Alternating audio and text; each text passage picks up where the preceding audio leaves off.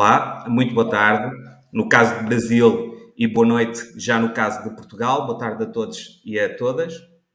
E dizer que hoje estamos aqui a mais um programa da revista Envelhecer, neste caso no programa que se chama Nova Longevidade, e temos connosco, eventualmente não necessitaria de apresentações, mas tem que fazer pelo menos algumas, fazer referência a alguns dos atributos e do perfil e do percurso de Sofia Aparício, que é sebejamente conhecida de todos os portugueses, mas não só, mas dos portugueses certamente bastante conhecida. E eu vou ver aqui, fiz uma pequena cábula para não me enganar, e começou a desfilar, e não me enganei, aos 15 anos, e começou a desfilar para a Ana Salazar, e em off estávamos aqui a conversar, porque foi um off bastante atribulado, porque eu estava em casa, faltou eletricidade, tive que mudar de sítio, e portanto peço desculpa pelo atraso e desculpa também à Sofia, e começou a desfilar para a Ana Salazar, que tem 80 anos e que ainda ontem, ou anteontem, agora não estou certo, desfilou também com algumas joias, e portanto mais uma vez, há idade para fazermos tudo o que queremos a todo momento. Portanto, com 15 anos começou a desfilar, em 1990 venceu o Miss Wonderland, em 1992 venceu o Look of the Year, é também atriz, dedicada ao teatro desde 1997, participou em diversas peças de muitos encenadores portugueses, atriz também de cinema, como bem sabemos, de telenovelas, se calhar muitas das pessoas conhecerão o rosto das telenovelas, mas também de bastantes filmes, e eu partilhei isso quando convidei a Sofia, e aproveito já para agradecer o ter aceitado logo estar aqui connosco. Sempre me lembro do programa 86-186 da RTP, que tem 28 anos, portanto ele é de 1994, e vou tentar aqui fazer uma habilidade com estas coisas das tecnologias, que é passar um bocadinho do genérico do programa, vamos aqui tentar, como que para apimentar aqui um pouco a nossa conversa e quebrar este gelo inicial. Vamos lá ver então. Portanto, será aqui.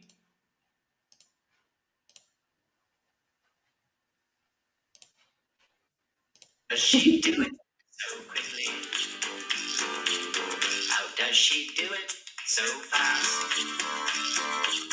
While weeding her garden in 5 minutes flat, she's feeding the neighborhood kids. How does she do it? It's beyond me. How does she do it so quickly? Olá, eu sou a Sofia Aparício e vou estar aqui todas as semanas para lhe falar de moda.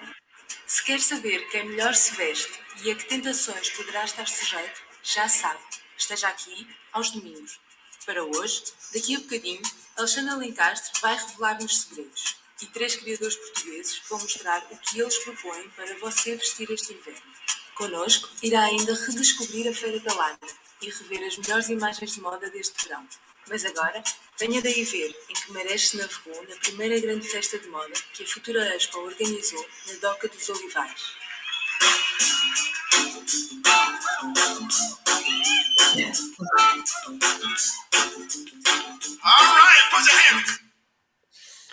Eu sei, queriam continuar a ver, podem continuar a ver. O link está nos nossos comentários. Dizer também que todos os programas estão no RTP Play. Quem quiser rever estes programas pode revê-los. E a primeira questão que eu colocaria à Sofia é como é que se reviu neste 86, 60, 86? Eu acho que esse que apareceu agora foi o primeiro dos primeiros, foi o primeiro de todos. Foi uma época, eu não sou nada saudosista, eu não acho nada que antigamente é que era. Não, agora é que é. Eu estou viva agora, portanto agora é que é. Agora é que eu quero coisas novas e experiências novas. Mas os 4 anos em que eu apresentei o 86 foram anos incríveis de descoberta, de aprendizagem.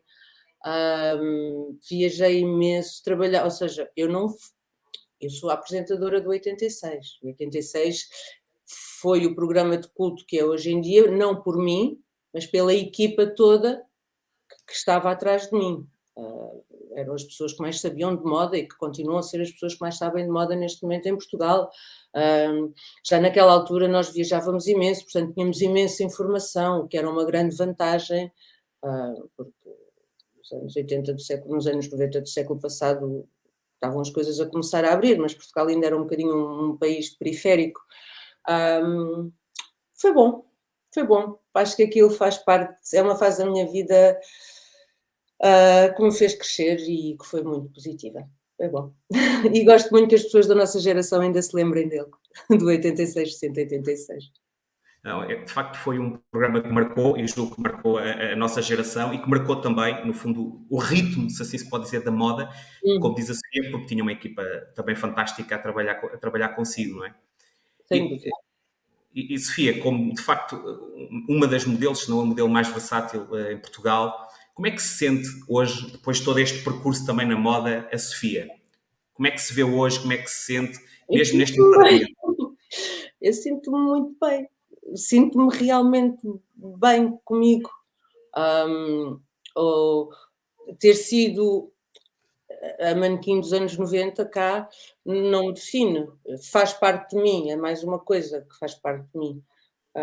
Mas eu sinto-me lindamente hoje em dia, nem sequer não me sinto mais feia, nem pelo contrário, e às vezes dou por mim.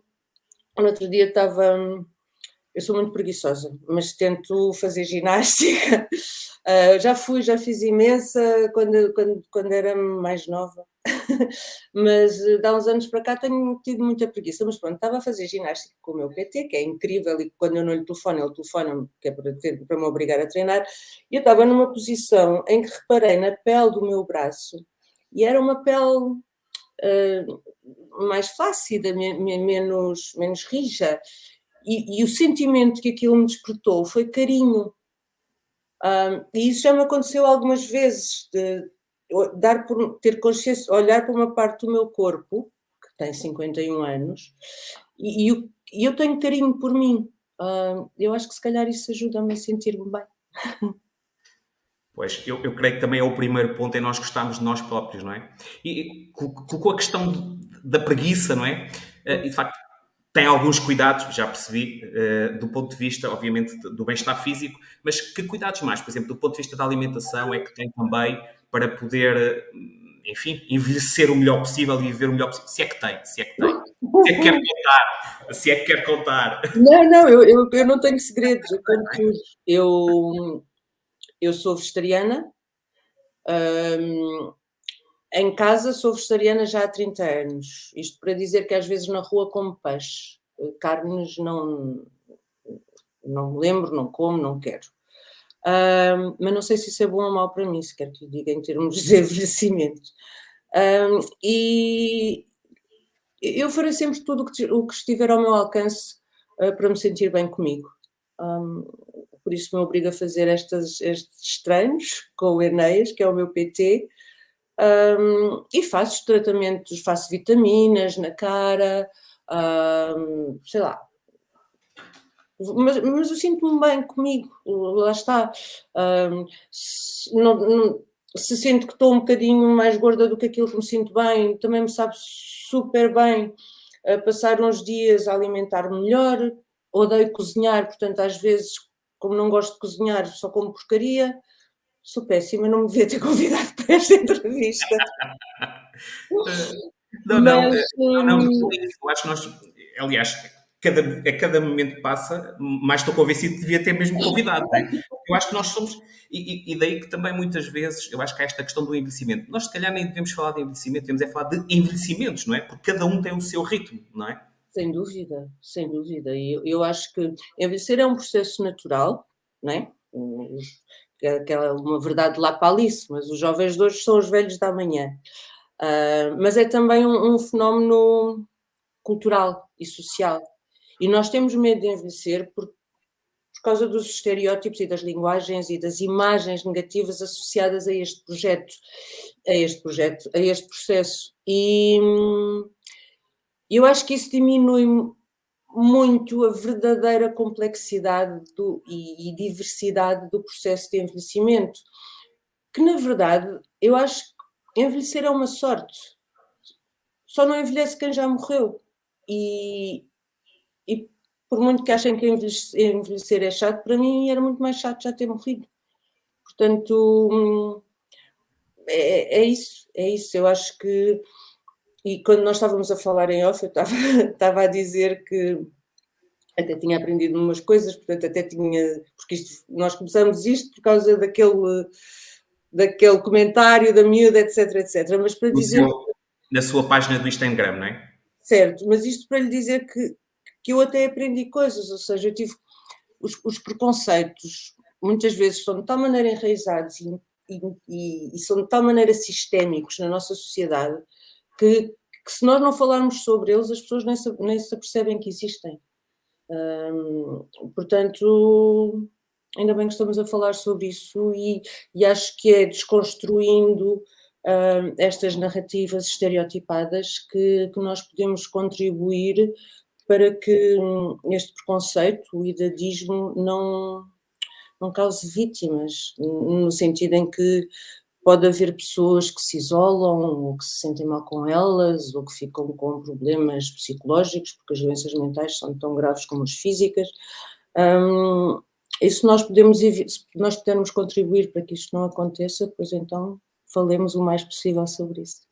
E esse também é um dos grandes objetivos, é nós falarmos sobre o tema, porque muitas vezes nem há consciência da própria vítima, que pode estar a ser vítima desse preconceito em função da idade, mas muitas das pessoas também que por vezes acabam por atacar e por causar dano nos outros, se calhar inconscientemente, até pela educação, pela cultura que nós temos, até porque existe de facto aqui um culto do jovem, não é? De uma eterna juventude, cada vez mais, até... Enfim, até do ponto de vista da investigação estão a ser feitos investimentos de milhões e milhões para... Já nem é só o rejuvenescimento, é já uma questão até de uma certa eternidade, não é? Mas o idadismo, como o racismo, são preconceitos estruturais na nossa sociedade. Acho que no idadismo, ao contrário do racismo, por exemplo, ou da homofobia, em que os grupos que são vítimas do preconceito não têm uma imagem negativa sobre eles, eu acho que no idadismo as próprias pessoas mais velhas, que são vítimas desse preconceito, elas próprias têm uma ideia negativa sobre esse assunto, sobre isso. E isso nós não vemos nas outras formas de preconceito. O racismo, nós não vemos os grupos racializados com ideias negativas em relação a eles próprios. Mesmo no machismo, a maior parte das mulheres sente-se capaz de fazer tudo o que os homens são capazes de fazer, por muito machismo que exista na sociedade. Portanto, esses grupos não têm uma imagem negativa deles próprios, mas no idadismo, as pessoas mais velhas, elas próprias, têm uma imagem negativa sobre o que é envelhecer. E eu acho que isso é o mais importante que nós temos a combater. Porque termos uma má imagem de nós próprios não faz bem a ninguém, não nos faz bem a nós e não faz bem aos outros. É que, de facto, há uma pessoa que também é a nossa referência, que é o professor Alexandre Calas, que estuda todos estes assuntos, muito ligados ao envelhecimento, que diz, de facto, que o idadismo é o preconceito mais democrático que existe, não é? Porque todos nós podemos ser vítimas de idadismo, enquanto, como disse a Sofia, e bem... É o mais universal. É o mais universal. Sim, porque o racismo não afeta todos, não é? O sexismo também não afeta todos, mas, de facto, este preconceito, que é o terceiro preconceito, que é outro ponto que muitas vezes nós não temos consciência, mas depois do racismo e do sexismo vem o idadismo. Só que continua a ser, de facto, um preconceito bastante invisível, desde logo, talvez também, porque as próprias pessoas que são vítimas dele ou não se dão conta ou não têm voz, não é? Têm pouco protagonismo naquilo que são também as suas vidas. E essa é que é uma questão curiosa, entrando aqui até um bocadinho no outro tema, que Portugal é um dos países mais envelhecidos do mundo, não é? Mas continuamos a ter aqui uma imagem negativa em relação à velhice. E a maior parte das pessoas, de facto, não querem envelhecer, têm algum medo de envelhecer, enfim, nem sequer lida bem com o seu processo de envelhecimento, com as suas rugas que vão aparecendo, que é natural, porque é um processo absolutamente natural, e as próprias marcas, entrando aqui um bocadinho outra vez na televisão e no mundo da moda, que é também, tem sido, obviamente, o seu percurso profissional, faz ou não sentido que as próprias marcas também, se querem trabalhar e vender, não é, para um determinado target, tenham pessoas reais, ou seja, ou não, ou que vão buscar pessoas mais novas, modelos mais novas, caras mais novas, e depois, no fundo, vão adaptá-las para que pareçam mais velhas para vender para esse segmento. O que é que lhe parece que faz sentido? José, eu acho que a representatividade é muito importante, seja qual for o setor a que nós nos estamos a referir.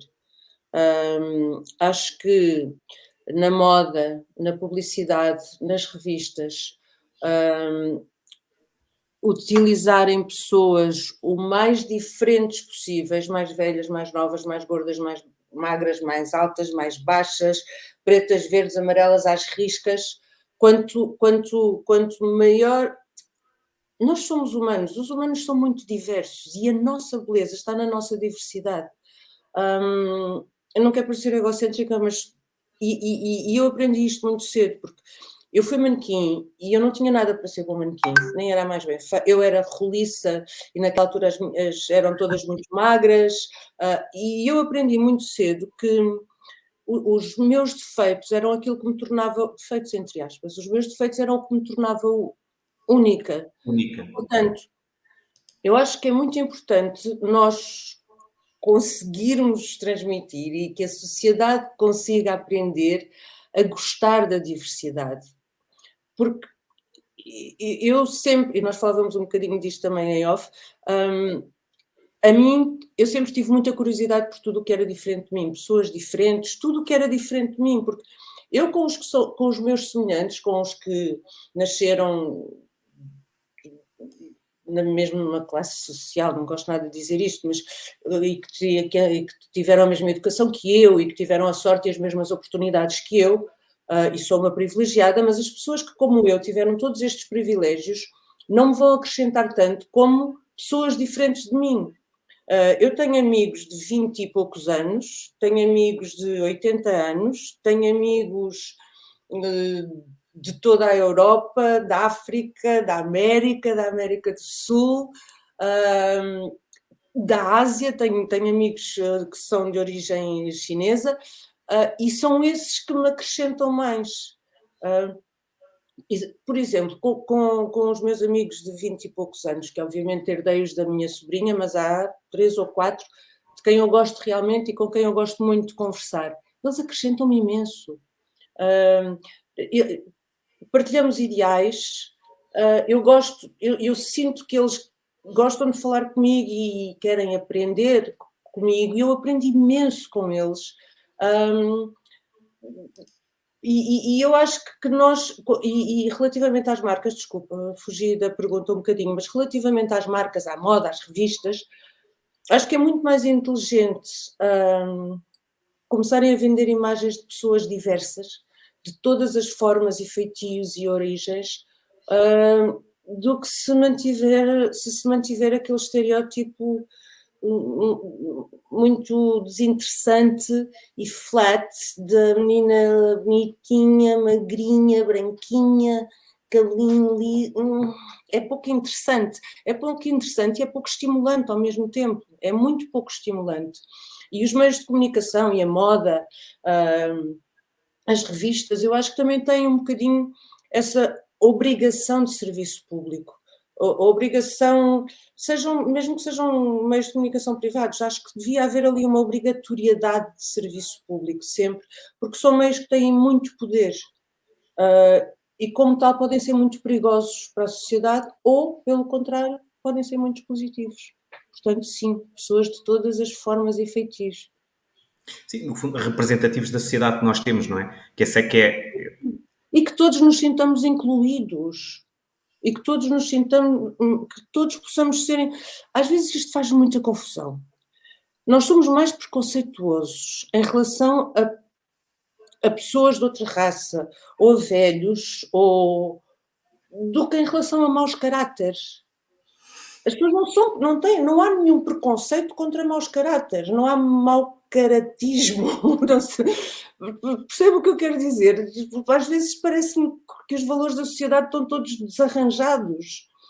Somos preconceituosos em relação a coisas completamente fúteis e erradas, e depois em relação a coisas que eticamente e moralmente e estruturalmente estão profundamente erradas, nós não somos preconceituosos, até somos capazes de admirar essas pessoas. É nojento. Somos muito tolerantes em relação a uns determinados aspectos e não em relação a outros, não é? E aos aspectos errados. Não deixa de ser curioso. E agora, por falar aqui em aspectos errados também, porque tem havido aqui uma certa polémica enfim, vale também o que vale, mas gostava também de perceber qual é que é a sua opinião relativamente, por exemplo, à cirurgia estética, não é? Porque agora parece, tem sido algumas notícias durante a pandemia, é uma coisa curiosa que foi, aumentaram as obras em casa, não é? Portanto, as pessoas estavam em casa, começámos a ver os defeitos, epá, este sofá se calhar já não está bom, esta televisão também já não está, parece que aumentaram as obras de renovação e de alteração em casa, mas também parece que aumentou o número de cirurgias estéticas Eu não sabia, a sério. é curioso, é curioso. E curiosamente, eu creio que se não foi na semana passada, foi há 2 semanas, que o José António Saraiva assinou um artigo, Uhum. enfim, algo polémico, não é? Que intitulava Bonecas de Plástico e com um tom, de facto, bastante crítico relativamente à cirurgia estética, enfim, dizendo que nós deixamos de ser nós, não é? Ou seja, pronto, porque se de facto temos algo artificial ou algo que acrescentamos ou algo que tiramos, não somos bem nós. Bom, esse é um aspecto. E o outro aspecto, e Em ainda bem relação a isso, deixa-me só fazer um força, parênteses. Eu acho que isso é um grande disparate, ou seja, nós não somos nós só por causa disto, nós somos nós por causa de muito mais coisas, portanto, o preconceito desse senhor é que o faz achar que nós deixamos de ser nós se fizermos uma cirurgia plástica. Portanto, se calhar o meu conselho a ele é que não faça. Mas em relação às pessoas que querem fazer e que se sentem bem ao fazer, pois acho muito bem que o façam. Desculpa, interrompi-te, mas só porque não, acho que essa afirmação de as pessoas deixam de ser elas é de uma arrogância gigante. Ele não sabe como é que as pessoas são para estar a dizer que elas deixam de ser elas. Se calhar as pessoas sentem-se mais elas assim. Eu conheço pessoas que fizeram cirurgias ao nariz, rinoplastias, e que mesmo que eu adorasse, porque eu gosto de narizes grandes, mesmo que eu adorasse os narizes que elas tinham antes, elas não deixaram de ser elas porque agora têm um nariz mais pequeno. Isso é uma afirmação estúpida, disparatada e preconceituosa. e entra novamente na questão, desculpa, agora fui eu que interrompi para compensar, para equilibrar, e entra no fundo novamente na questão das liberdades que cada um tem para fazer o que entende com a sua vida, com o seu corpo, o que seja, porque isso não interfere com o outro, não é? Exatamente, exatamente. Mas em relação às cirurgias plásticas, e isto aqui é um paradoxo muito grande, que é, nós temos medo de envelhecer, por causa daquilo tudo que já falámos. E depois há o conceito de envelhecer bem. Mas o que é este conceito de envelhecer bem? Para nós, uma pessoa que está a envelhecer bem é uma pessoa que não aparenta a idade que tem. Ora, É paradoxal, não é? é muito paradoxal. E depois isto leva a que as pessoas, lá está aquilo que eu dizia há bocado, as próprias pessoas são preconceituosas em relação a elas e ao seu envelhecimento. E depois recorrem a cirurgias plásticas. Eu sou a favor de tudo que faça as pessoas sentirem-se bem com elas. Tudo. Se alguém se sentir bem com os corninhos de silicone na testa, depois que os ponha. Porque não sou eu, acho que a pessoa tem. E se essa pessoa for mais feliz com os corninhos de silicone na testa, ótimo. Agora, exatamente porque a sociedade nos põe uma pressão enorme em cima e leva pessoas mais frágeis ou mais inseguras a recorrerem de forma, achamos nós, exagerada às cirurgias estéticas, eu acho que isso depois também não lhes resolve os problemas, na verdade. Ou seja, sou 100% a favor de todas as cirurgias que as pessoas queiram fazer, mas que tenham a certeza que não seja porque estão fechados, não é como as obras, não seja por causa da pandemia, que seja porque realmente é uma coisa que, por exemplo, eu desde que comecei a ser manequim, que me diziam que eu tinha que operar o meu nariz. Mas como eu tenho esta coisa com narizes grandes, eu sempre disse, não vou operar, um dia vai ser o meu nariz. E um dia foi o meu nariz, tive sorte. Podia nunca ter conseguido fazer nada como manequim, mas pronto, tive alguma sorte, porque as minhas características não eram só as físicas que interessavam.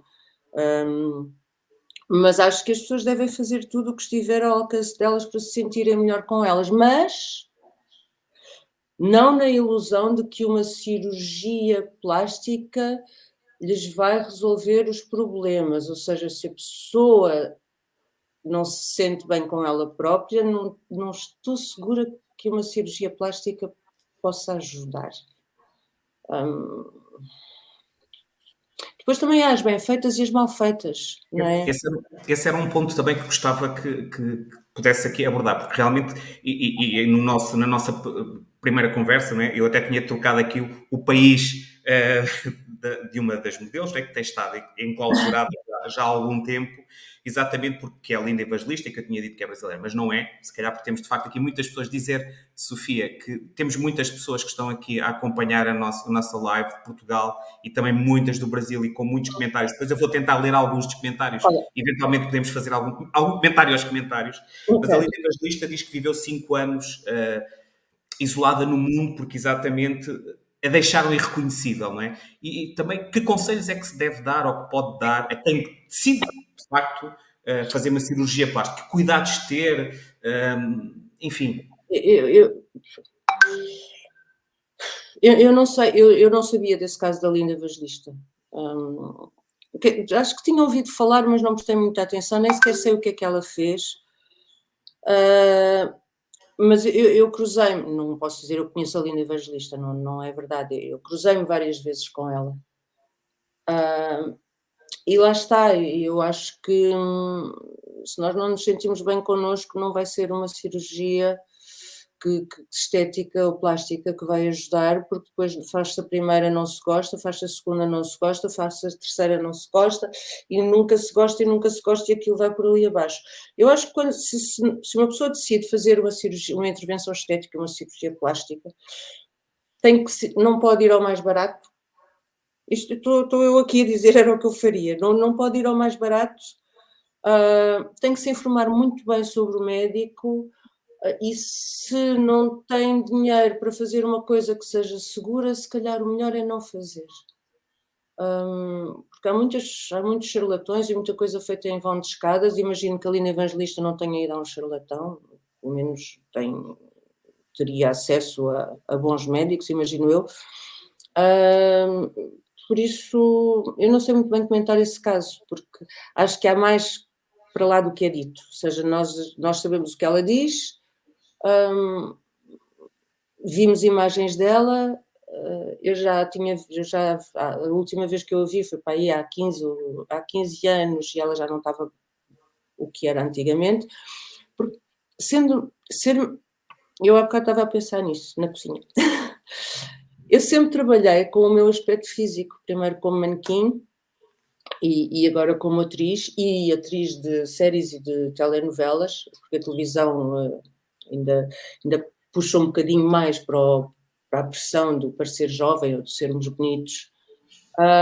Eu sempre trabalhei com o aspecto físico e isso pode ser muito complicado, porque não dura sempre. E quando se começa a perder esse poder, pode não se saber lidar com isso. Eu tenho a sorte de ter tido ótimas bases, um pai e uma mãe que me ensinaram o que é que era realmente importante, de ter outros interesses na vida. Eu digo sempre que eu gosto muito de ler. E eu gosto muito de ler porque eu fui manequim muitos anos. E eu nunca me interessei por maquiagem, nem por cremes, nem por nada disso. Portanto, naquelas secas que eu apanhava durante os ensaios, eu comecei a ler e li os clássicos todos. Pronto, tinha outros interesses, mas trabalhar só com o aspecto físico, se nós não tivermos uma estrutura emocional muito forte, pode ser muito difícil, pode ser muito complicado. E, portanto, eu acho que esse caso da Linda Evangelista não pode ser analisado assim ligeiramente, de forma ligeira. Sim, até porque alguém que esteve, de facto, 5 anos sem aparecer em público, eventualmente será algo mais do que... Sim. Talvez algo mais profundo do que só uma cirurgia estética que poderá, eventualmente, não ter corrido tão bem, não é? Voltando aqui um bocadinho atrás no tema, que é, li também numa das suas entrevistas que não se vê muito ao espelho. É curioso isso. Foi sempre assim? Não se vê muito ao espelho por algum motivo especial? Não tem esse hábito? Já disse Não. que preocupam muito com os cremes e com isto e com aquilo, não é? Porque Não, mas eu gosto de me sentir bem, eu cuido de mim, eu gosto de comprar um creme um bocadinho melhor se puder. Não... Mas eu não me vejo muito ao espelho porque eu sou um bocado desmazelada, aliás, como pode ver. Eu vejo-me muito ao espelho a trabalhar. Quando era manequim, antes, eu nunca entrava em passarela sem passar uns minutos ao espelho até perceber o que é que eu podia fazer com aquela roupa, com aquela maquiagem, com aquele penteado. Mas no meu dia-a-dia, não me vejo muito ao espelho, não sei, acho que não tenho necessidade. Às vezes chego ao elevador, que tem um espelho gigante, e fico tipo, se calhar não posso ir assim à rua, só ali mudar a camisola, qualquer coisa que está mesmo profundamente errada. Mas não me vejo ao espelho, não é com medo do que é que vou encontrar no espelho. Para já porque não sou cobarde e o que lá tiver é aquilo com que eu tenho que lidar, mas é porque, sei, acho que se calhar não é muito importante para mim ver-me ao espelho. Mas se tiver uma gala, claro que me vejo imenso ao espelho e vejo como é que o vestido fica bem nas fotografias e essas coisas todas, mas no meu dia-a-dia, não. Não é uma preocupação nem uma obsessão, no fundo é isso. Não, eu gosto do mundo lá fora, gosto de mim, mas gosto mais de ver o mundo lá fora e de ver tudo o que está lá, porque eu não sou só isto que está aqui e eu estou sempre comigo, portanto, acho que não tenho necessidade de me ver ao espelho no dia-a-dia. Perfeito. E o tema aqui do nosso programa era e é viver e envelhecer nos ecrãs, não é? E nós, de facto, percebemos que, por vezes, os ecrãs, e muito a televisão, porque entra-nos todos os dias em casa, que nem sempre trata bem as pessoas que vão envelhecendo, não é? E temos vários casos, até de jornalismo, não é? Se calhar em algumas áreas nós até poderíamos eventualmente entender, mas, por exemplo, mesmo no caso do jornalismo, o Mário Crespo saiu e deu uma entrevista a dizer que foi pela idade, que não foi por outra coisa. Há bem pouco tempo, o Júlio Magalhães, que agora está nós podemos dizer os nomes também, que não temos nenhum compromisso com ninguém, está na CNN, e ele numa entrevista disse que não acreditou quando lhe telefonaram a convidá-lo para um novo projeto, não é? Porque ele tem, julgo, 57 anos, veja-se só. E disse ele 58, assim. Ele ficou surpreendidíssimo, porque imaginou, como quando saiu do Porto Canal, que já não teria hipótese no fundo, ser um pivô, não é? De ser uma pessoa de referência no ecrã, não é? E vamos percebendo que isso vai acontecendo recorrentemente, não é? Que muitas pessoas vão saindo do ecrã, eventualmente, se calhar isso não é assumido objetivamente, não é? Que é o fator idade, mas que vai acontecendo, e com uma questão que o Júlio Magalhães disse, eu li a entrevista e achei interessante, que é, hoje as redações dos jornais têm muito pouca experiência, não é? Porque como há esta substituição rápida, quando me parece esta intergeracionalidade e esta experiência, não é? E o sangue na guerra, como costumamos dizer, é que se calhar pode fazer sentido. Preocupa deste ponto de vista, ou seja, que o facto de envelhecer, possa limitar o seu trabalho, ou seja, possa cortar algumas das oportunidades que pode ter, que merece ter pela experiência e por tudo o que ainda pode fazer. Ou seja, que esse seja, aí está o idadismo puro e duro, não é? Que seja apenas porque no cartão de cidadão está uma determinada idade, que não vá para um determinado trabalho, não seja convidada para fazer um tipo de trabalho. Bom, ora bem, então, a minha profissão não é uma profissão normal, na medida em que sou eu. Deixa-me ver, ou sou eu? Desculpe, era eu. A minha profissão não é uma profissão normal, na medida em que a minha profissão é contar histórias, e as histórias têm personagens de todas as idades. Desculpe lá. Não sei como é que isto se bloqueia. Acho que ninguém nos leva a mal. Ou seja, as histórias têm pessoas com todas as idades, felizmente. Isto por um lado, isto para dizer que a minha profissão não é uma profissão igual às outras nesse sentido, de estar velho demais, já não dá.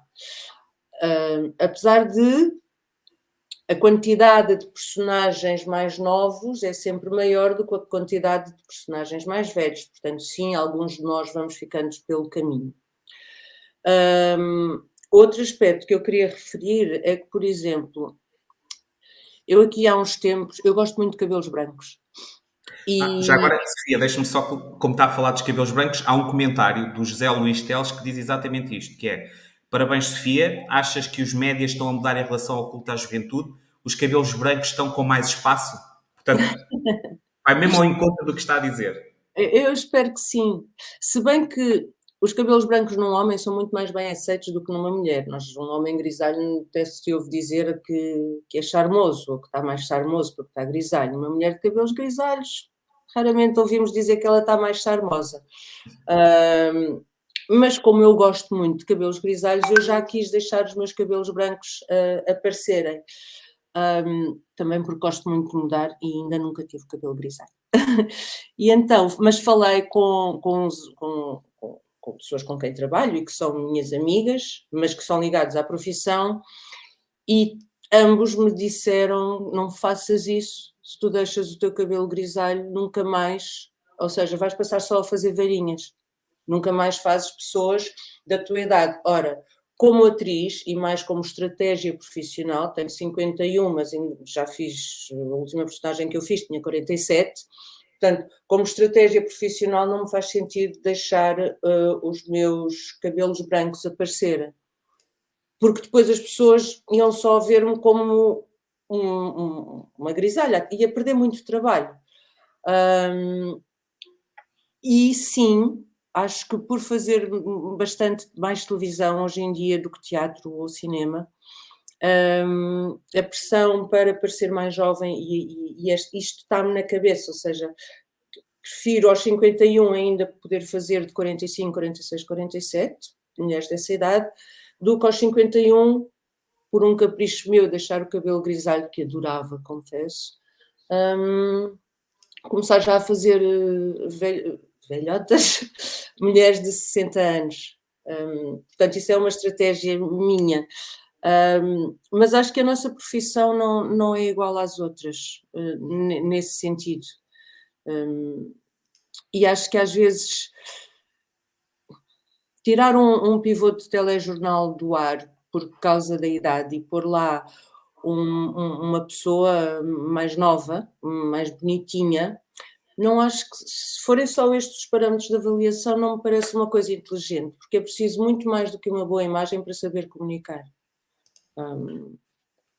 É isso. Sem dúvida, isso concordo absolutamente. E porque estamos a falar da carreira, que projetos é que tem neste momento em mãos? Em que é que está a trabalhar? Ou em que é que se perspectiva que possa vir a acontecer agora rapidamente? Eu estou desempregada. Ou entre trabalhos, como a maior parte dos meus colegas gosta de dizer. Tenho trabalho marcado, tenho trabalho marcado para, agora estamos maio, entre maio e junho, uma segunda série de uma série de televisão que já fizemos a primeira série. Mas também eu cheguei de viagem em dezembro, estive 3 meses na América do Sul e se não fosse esta coisa da guerra também já não estava cá, mas isto agora vai-me baralhar aqui os planos um bocadinho, portanto acho que vou ficar por Portugal ou Portugal e Espanha até abril. Muito bem. E quase a terminar, nós até já passámos o nosso tempo, mas acho que está mais do que justificado, porque a conversa está tão interessante e tão boa. Os comentários também, depois poderemos aqui seguir, são de facto imensos e que lhes estão a dar os parabéns pela atitude, pela forma como livremente diz o que pensa. E a questão também dos cabelos brancos, as pessoas colocam essa mesma questão também, que é no homem é visto de uma determinada forma, na mulher é vista de facto de uma outra forma. E agora, quase que para terminar, são duas coisinhas que eu ainda tinha aqui para lhe dizer. Uma primeira é, se pensa, porque é uma questão também que vai andando por aí, que é planear a reforma ou não planear a reforma, se deve planear, se não se deve planear, se pensa nisso, ou seja, em planear a reforma ou planear um tempo de mais descanso, e se sim, onde é que gostaria de facto, do ponto de vista ideal, de poder ter esse seu tempo, se calhar mais livre, mais descontraído, enfim, para fazer o que realmente lhe apetecesse fazer? Bom, eu sempre trabalhei em recibos verdes, portanto, a minha reforma vai ser ridícula. Por um lado. Por outro lado, também porque sempre trabalhei em recibos verdes, sempre tive uma liberdade muito grande de movimento. E a essa sua pergunta, eu acho que a minha resposta mais honesta é: eu imagino-me a viajar. Eu sempre viajei com uma mochila muito levezinha, com meia dúzia de t-shirts, umas calças e uns calções, Portanto, acho que vou sempre conseguir carregar essa mochila levezinha e imagino-me a viajar de um lado para o outro. Não me imagino assim em nenhum sítio específico. Enfim, não se fixará, não é? Se Não, tiver a não, oportunidade, vai não. viajando, não é? E conhecendo novas pessoas e novos mundos. E agora, aqui uma pequena surpresa, que não sei se vai reconhecer ou não, este livro, se calhar nunca viu o livro, não sei. Eu Eu vou sei dizer que que diz-me qualquer coisa. designa-se Beleza Não Tem Idade. E Ah, então, como eu fiz isso aqui, não foi? eu vou-lhe mostrar, que já se vai recordar, já se vai recordar. Exatamente. Já nem me lembrava disso. Que engraçado. Quando é que isso é de quando? Eu vou ver aqui, eu julgo que é de 2000 vou ver. E vou-lhe explicar como é que eu tenho o livro, não é? Que é 2016. Ok. É uma edição da Santa Casa da Misericórdia de Lisboa, e então Uhum. é muito curioso. É mesmo muito curioso, porque há coisas, não sei, às vezes não sei se são energia, não sei. Bom, o que é certo é que na quinta-feira passada, quase do nada, estive na Santa Casa da Misericórdia de Lisboa numa reunião a convite do professor Alexandre Calas, que é, acho que posso dizer assim que ele não levará a mal, que foi quem cunhou o paradigma de envelhecimento ativo e saudável quando esteve na Organização Mundial de Saúde. E então, uma das coisas boas que nós tivemos foi receber este livro de oferta, a falar destas questões de envelhecimento, a longevidade, etc, etc. E então, ao abri-lo em casa, para mostrar à minha mãe, e estava-lhe a dizer, olha, tenho este livro, é muito giro, vou ver, etc, etc. Deparo-me aqui realmente, vou mostrar novamente a Sofia, e eu disse assim, olha, nem de propósito, porque veio mesmo, Sim. Já nem me lembrava desse trabalho. recorda deste trabalho. Uhum. Já- Olha, sei que foi o Crespim que me ligou. Eu sempre. Eu vou usar a palavra velhinhos, porque vou-me estar a referir à minha avó. Quando eu era criança, para mim a minha avó era muito velhinha. Eu amava a minha avó de paixão. Portanto, eu sempre tive um profundo afeto por pessoas mais velhas. Hum, Da mesma maneira que há pessoas que adoram crianças, eu gosto realmente de pessoas mais velhas, desde sempre. E quando o Crespim me telefonou e me falou sobre esse projeto, eu disse logo que sim. E saiu-me essa senhora maravilhosa, super ativa, super conversadora, super bem disposta, cantava, dançava, fazia tudo. Não me lembro que idade é que ela tinha, mas sim, lembro-me que foi uma proposta que me fizeram e que eu aceitei imediatamente. É a senhora Amália Oliveira. Sempre Era, estou ela era incrível, ela era uma força da a ouvir. natureza, essa senhora, uma força da natureza. E eu Não, gosto disso. acho que foi um bom dueto, não é? Acho que foi bem escolhido. Acho que foi bem escolhido. Sim, esse livro é muito bonito. Eu quis fazer esta surpresa, porque de facto adorei Obrigada. o livro, adorei Obrigada, já não me muito. lembrava desse trabalho. Muito E, obrigada. Sofia, eu vou agradecer a todas as pessoas que estão connosco. Também não lhe quero roubar muito mais tempo, até porque já começamos um pouco atrasados. Agradecer todos os comentários que fomos tendo. Dizer que também fica disponível, para quem não pôde ver ou para quem não conseguiu ver desde o início, fica disponível no YouTube da Revista Envelhecer, fica também no Facebook da Revista Envelhecer e do movimento Stop Idadismo. Agradecer a todas as pessoas que estiveram aqui connosco, foram de facto muitas e que tiveram comentários muito interessantes. Nós, obviamente, não os conseguimos ler todos e analisar todos, mas aquilo que eu fui conseguido acompanhar, porque às vezes não é fácil. Costuma estar um colega comigo, mas hoje não pode estar. Portanto, às vezes gerir aqui estas coisas, os comentários e gerir aqui a nossa conversa nem sempre é simples. Mas aquilo que eu vi é que, de facto, as pessoas estão muito alinhadas com aquilo que a Sofia esteve a dizer e há uma questão muito importante que houve uma das pessoas que julgo que foi a Sandra Gomes que colocou, que é esta questão de como é que nós somos tão intolerantes, por exemplo, para pessoas que têm mau caráter, para pessoas que são más pessoas, e depois somos tão intolerantes para quem é mais velho, ou para quem é de outra cor, ou para quem é de uma minoria racial ou sexual, o que seja, não é? Por isso, acho que o seu testemunho foi, de facto, muito, muito importante. Agradeço-lhe imenso e, não sei, se quiser deixar ficar ou uma frase final, ou o que entender, ou um conselho a quem vive e envelhece. Não tenho muito jeito para isso, mas eu diria que envelhecer pode ser chato, mas morrer é pior. Portanto, acho que envelhecer é maravilhoso. Mas lá está, eu tenho um grande apreço e ternura por pessoas mais velhas, portanto. Por isso, vamos viver o melhor Vamos viver, todos os dias. exatamente. em comunidade e com todas as pessoas que estão connosco, que é aquilo que devemos Exato. fazer também, não é? Exato. Muito obrigado. Boa noite Obrigada, a José. todos. Obrigada. Boa noite. E Muito obrigada a quem obrigado pela disponibilidade. Obrigada.